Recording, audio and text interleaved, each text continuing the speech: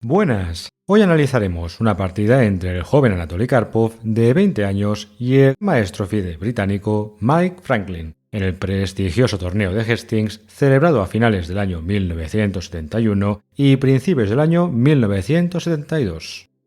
Franklin fue un hábil jugador de la escuela inglesa de ajedrez, quien se ganó la reputación de gentleman tanto fuera como dentro del tablero.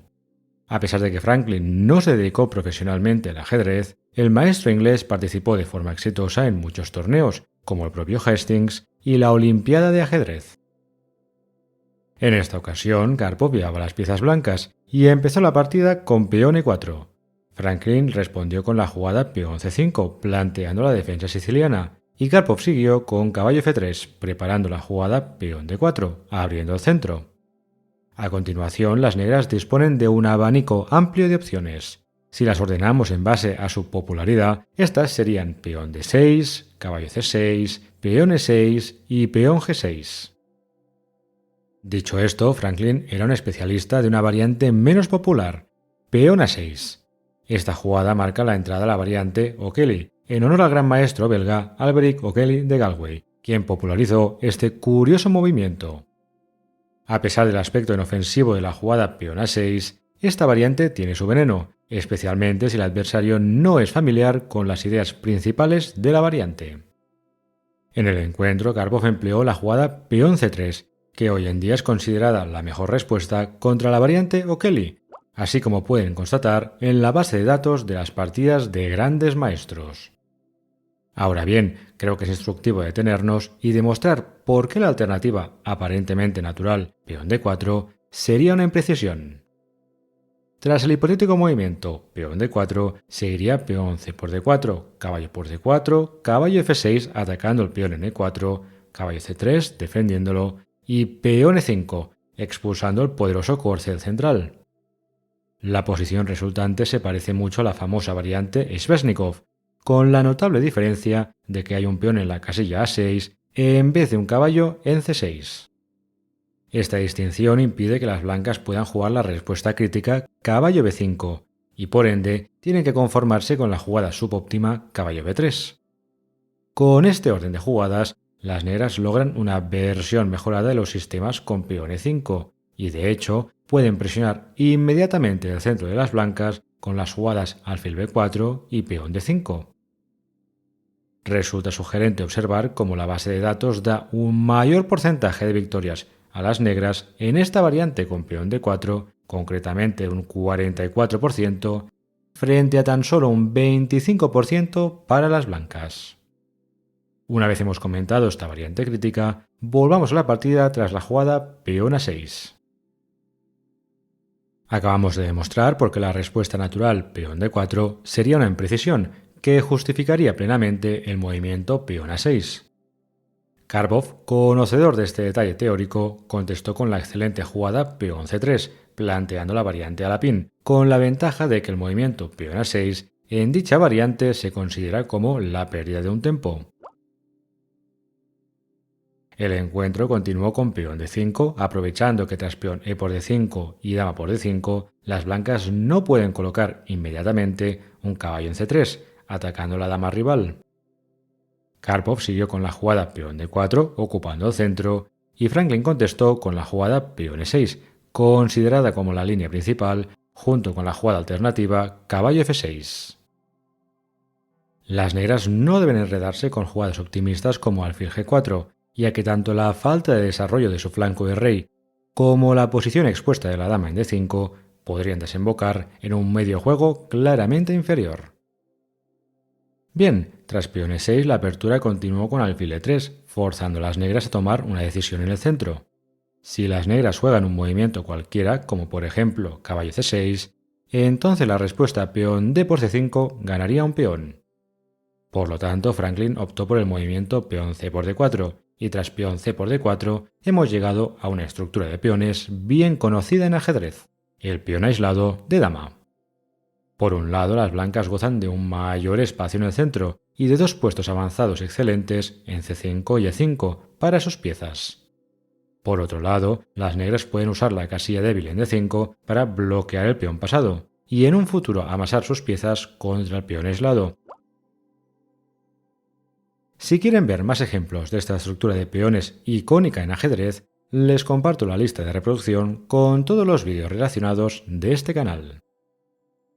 Tras peón c por d4 siguieron las jugadas de desarrollo caballo f6, caballo c3, ganando un tiempo a la dama, dama a5, alfil d3, colocando la pieza menor en su casilla natural, y en el encuentro Franklin eligió la jugada correcta caballo c6. Ahora bien, si las negras fueran demasiado ambiciosas y jugasen alfil b4, entonces tras enroque corto, alfil por c3, peón b por c3, dama por c3 y torre c1, las blancas ganarían material, debido a la enfilada en la columna C. Esta pequeña secuencia demuestra la importancia de enrocarse rápidamente y traer la torre de h8 al juego. Bien, el encuentro continuó con caballo c6, peón a3, jugada útil preparando una futura batería con alfil c2 y dama d3 sin miedo a un caballo b4, alfil e7, enroque corto y enroque corto. Con ambos monarcas enrocados, podríamos decir que hemos dejado la fase de apertura atrás y nos encontramos en el medio juego. La estructura de peones sigue siendo la misma, un peón aislado de dama, que curiosamente es un escenario más habitual de las aperturas de dama que de las aperturas de rey. Debido al orden de jugadas, las blancas tienen una versión mejorada de la estructura de peón aislado, ya que todas las piezas siguen en el tablero y las negras no están ejerciendo prácticamente ninguna presión hacia el peón en d4. Ahora las blancas gozan de un amplio abanico de opciones. El joven Anatoly podría emplear el plan habitual basado en jugar torre c1, alfil b1 y dama d3, creando la emblemática batería en la diagonal blanca. No obstante, Karpov optó por otro plan, con dama c2, alfil d7 y peón b4, ganando otro tiempo a la dama rival y dejando la puerta abierta a jugar en el flanco de dama, así como veremos más adelante. En este momento las negras afrontan una decisión importante. ¿A qué casilla deberían retirar su dama? Franklin optó por la jugada dama h5, que es la mejor opción, aunque dama d8 y dama c7 también eran jugadas viables. Con el movimiento de la partida, dama h5, las negras se aseguran de que su flanco de rey está bien protegido, un aspecto clave en estas posiciones de peón aislado, especialmente con todas las piezas en el tablero. Sin embargo, la jugada dama h5 tiene una desventaja clara, ya que la dama continuará estando expuesta al ataque de piezas menores rivales. De hecho, Karpov no perdió el tiempo y contestó con el movimiento caballo e2, con la idea de transferir la pieza menor al flanco de rey y atacar así la dama rival. Franklin centralizó su corcel con caballo d5 y el joven Anatoly respondió con la jugada precisa a alfil d2, manteniendo la pareja de alfiles y evitando crear una debilidad en su campo tras un hipotético caballo por e3 y peón f por e3, que podría ser atacado con un futuro alfil g5. Asimismo, cabe señalar que la jugada alfil d2 crea un patrón importante y muy habitual en este tipo de estructuras de peones, donde la pieza menor controla los saltos del caballo en d5 a las casillas f4, e3, c3 y b4. Bien, tras alfil d2 el encuentro continuó con alfil d6, cubriendo la casilla g3, ya que tras caballo g3 la dama de las negras está de facto atrapada. Si dama g4, entonces después de peón h3, las negras perderían la dama. Por consiguiente, tras caballo g3, Franklin contestó con alfil por g3, cediendo la pareja de alfiles, pero asegurando que su dama en el flanco de rey no queda atrapada. A continuación, las blancas debían elegir con qué peón recapturar el alfil en g3. Por un lado, peón h por g3 representa la opción posicional, llevando un peón hacia el centro del tablero. Por otro lado, la recaptura peón f por g3 sería la opción más dinámica, abriendo la columna f para la torre, pero creando casillas débiles en e3 y e4. Karpov eligió la segunda opción, con peón f por g3, que es la mejor jugada de la posición, ya que las blancas van a aumentar la actividad de todas sus piezas. Después de peón f por g3, el encuentro siguió con torre a c8, creando rayos X hacia la dama rival, dama b2, evitando descubiertas del caballo, y peón f6, controlando los saltos del corcel a las casillas e5 y g5. De nuevo, aparece un patrón de restricción muy recurrente en ajedrez. Este involucra a un peón y a un caballo en la misma columna separados por dos filas. Fíjense cómo el caballo en F3 no dispone de ningún salto, gracias al papel que hace el peón en F6. La partida siguió con peón H3, con la idea de expandirse en el flanco de rey con la jugada peón G4, usando así el peón adicional de las blancas en la columna H. En este momento, Franklin tomó una decisión bastante drástica, con la jugada peón G5, avanzando un peón del enroque de forma voluntaria. Por regla general, con damas en el tablero, no es recomendable debilitar la posición del monarca. Dicho esto, Franklin valoró correctamente que la jugada peón G5 le permitía luchar por el control de espacio en el flanco de rey.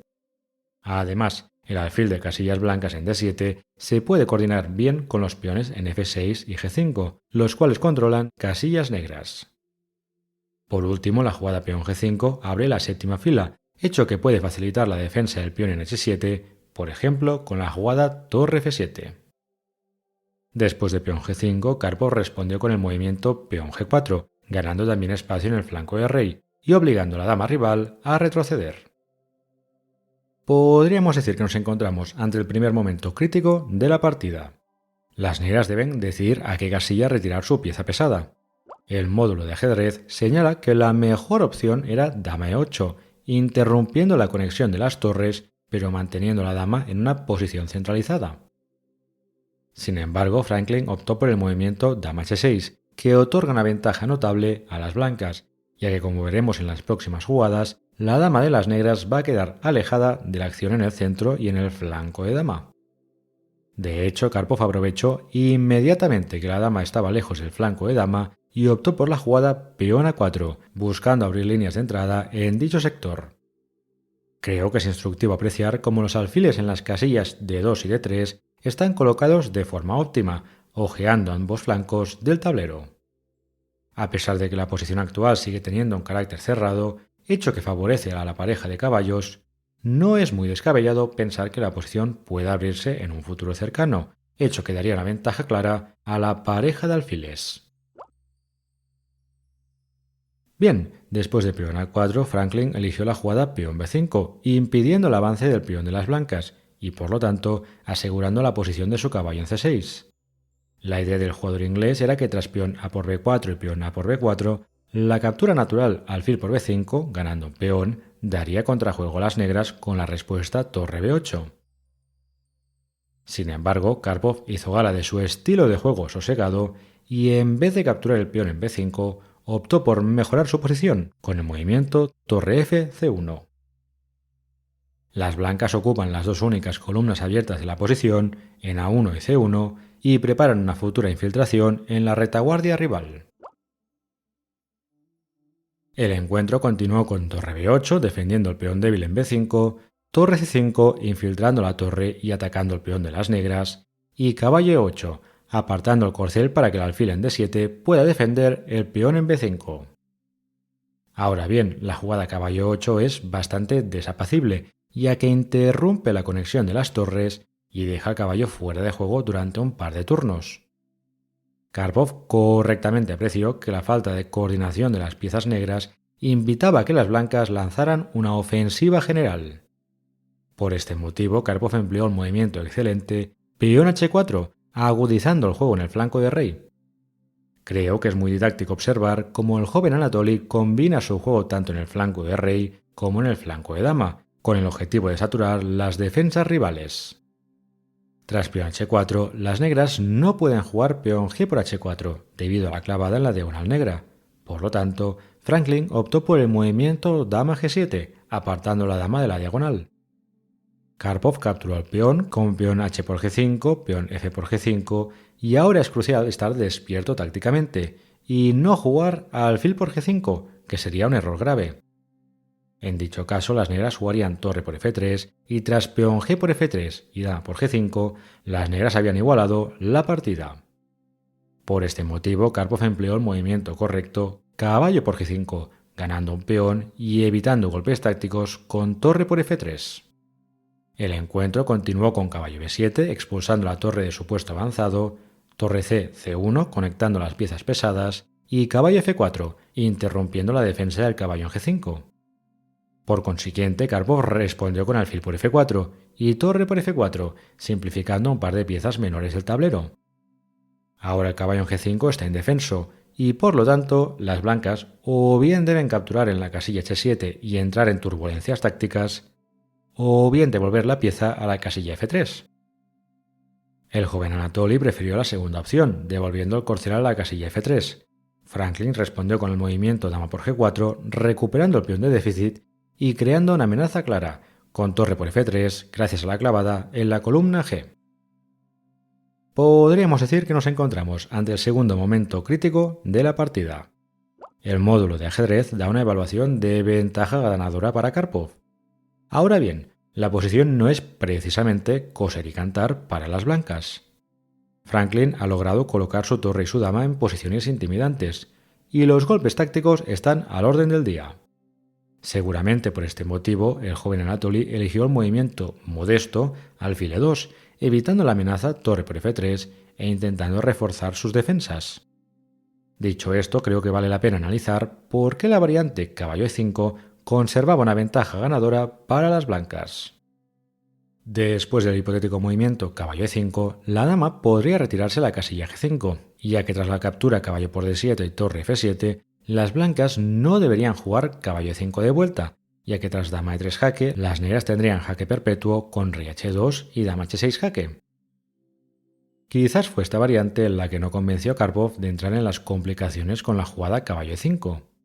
Ahora bien, las blancas no estarían forzadas a jugar caballo E5, y de hecho tras dama E2, devolviendo la dama al juego, torre por D7 y dama por E6 jaque, torre F7 y torre C7, Karpov mantendría una ventaja ganadora. Fíjense cómo la dama en E6 domina a su análoga rival en G5. Además, la torre en B8 y el caballo en B7 estarían temporalmente fuera de juego. Una vez hemos analizado esta variante, volvamos a la partida tras dama por G4. Acabamos de ver por qué la variante con caballo E5 hubiese mantenido una ventaja ganadora para las blancas. Sin embargo, Karpov optó por la jugada alfil E2, que pierde gran parte de la ventaja y, en consecuencia, las blancas se quedan tan solo con una posición ligeramente superior. Dicho esto, me gustaría remarcar que navegar este tipo de posiciones es muy difícil, sobre todo cuando ocurren cerca del control de tiempo. Tras alfil E2, el encuentro siguió con caballo D8, intentando devolver el corcel al juego, torre C5 amenazando torre G5 jaque ganando la dama, y caballo F7 cubriendo la casilla G5. Karpov continuó con la jugada torre A3, sobreprotegiendo el caballo en F3 y preparando el salto caballo E5, impidiendo que la dama pueda infiltrarse a la casilla G3 gracias al control de la tercera fila. Podríamos decir que hemos llegado al tercer y último momento crítico de la partida. Las blancas están amenazando la jugada caballo E5, atacando la dama de las negras tanto con el caballo como con el alfil. Ahora bien, el módulo de ajedrez señala que la mejor jugada era dama G3, un movimiento difícil de realizar ya que coloca voluntariamente la dama en la misma fila que la torre blanca en A3. En el encuentro, Franklin optó por dama G7, que a pesar de parecer una jugada natural, devuelve una ventaja notable a las blancas. La explicación reside en que la alternativa dama G3 aprovecha la debilidad de las casillas negras alrededor del monarca de Karpov. Es notable señalar que las casillas E1, F2, G3, H2 y H4 son posibles puntos de entrada para las piezas de las negras. Para ilustrar por qué la jugada dama G3 permitía a las negras mantenerse en la partida, veamos qué hubiese pasado en dicho caso. Después del hipotético movimiento dama G3, la mejor respuesta para las negras sería alfil F1, con la idea de llevar la dama a la defensa con dama F2. Ahora bien, esta maniobra llevaría a una simplificación de la posición, donde las blancas tendrían pocos argumentos para justificar una ventaja. Por lo contrario, si las blancas fuesen descuidadas y jugasen caballo E5, entonces podríamos ver la ventaja de haber jugado dama G3. En dicho caso, tras caballo E5 seguiría dama F2 jaque, rey H1, caballo por E5, torre por E5, acercando la pieza a la defensa, torre H4 jaque, torre H3 y torre G4, presionando el punto en G2, aprovechando la clavada lateral en la segunda fila. En esta posición, las blancas estarían completamente perdidas y tendrían que jugar movimientos como peón G3, abriendo voluntariamente la diagonal blanca para aguantar un par de jugadas más. De lo contrario, si las blancas jugaran torre h2 defendiendo el peón en g2, entonces dama e1 jaque, alfil f1 y dama por f1 sería jaque mate. Aunque esta variante no es totalmente forzada, sí demuestra las ventajas de jugar dama g3, manteniendo vivas las opciones ofensivas de las negras. Una vez hemos analizado esta variante, volvamos a la partida tras la jugada torre a3. En vez de optar por el movimiento difícil pero correcto dama g3, Franklin eligió la alternativa dama g7, que devuelve una ventaja clara a Karpov tras la jugada torre a7, creando rayos X en la séptima fila y atacando el alfil en d7. Las negras aún podían aferrarse a la posición con el movimiento torre d8, defendiendo pasivamente el alfil en d7. Sin embargo, Franklin, quien estuvo bajo presión prácticamente toda la partida, optó por la jugada alfil e8, que fue el error decisivo de la partida. ¿Sabrían decirme qué jugada sentencia la partida a favor de las blancas?